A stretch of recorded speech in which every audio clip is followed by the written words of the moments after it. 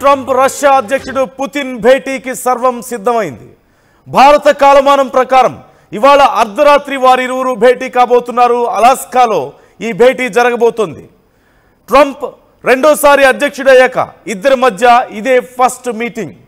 ఉక్రెయిన్తో యుద్ధం ముగించేందుకు Putin అంగీకరిస్తారని Trump ఆశాభావం వ్యక్తం చేస్తున్నట్లుగా తెలుస్తోంది. ఈ భేటీని చెస్ గేమ్తో పోల్చారు ట్రంప్. ఈ భేటీ 25% ఫెయిల్ అయ్యే అవకాశాలు ఉన్నాయంటూ ట్రంప్ అంచనా వేస్తున్నారు. యుద్ధం ముగించడానికి పుతిన్ నిరాకరిస్తే తీవ్ర పరిణామాలు ఉంటాయంటూ ట్రంప్ హెచ్చరిస్తున్నారు. రష్యాతో ట్రంప్ చర్చలు విఫలమైతే ఇండియాపై టారిఫ్స్ పెంచుతామంటూ అమెరికా వార్నింగ్ ఇస్తోంది. ఈ నేపథ్యంలో ఇరువురి నేతల భేటీ ఎటువంటి పరిణామాలకు దారి తీయబోతోందా అనేది తీవ్ర ఉత్కంఠను కలిగిస్తోంది.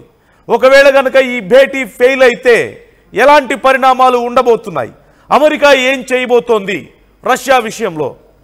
మరోవైపు ఈ భేటీ యొక్క సక్సెస్ను బట్టే ఇండియాతో కూడా అమెరికా టారిఫ్ విధానం ఫర్దర్గా ఉండబోతోంది అంటూ చర్చలు వస్తున్నాయి. ఒకవేళ ఈ భేటీ ఫెయిల్ అయితే భారత్ మీద టారిఫ్లు ఇలాగే కొనసాగుతాయని, భారత్ మీద మరిన్ని టారిఫ్లు వేసే అవకాశం కూడా ఉంటుందంటూ అమెరికా ఇప్పటికే కామెంట్ కూడా చేసింది.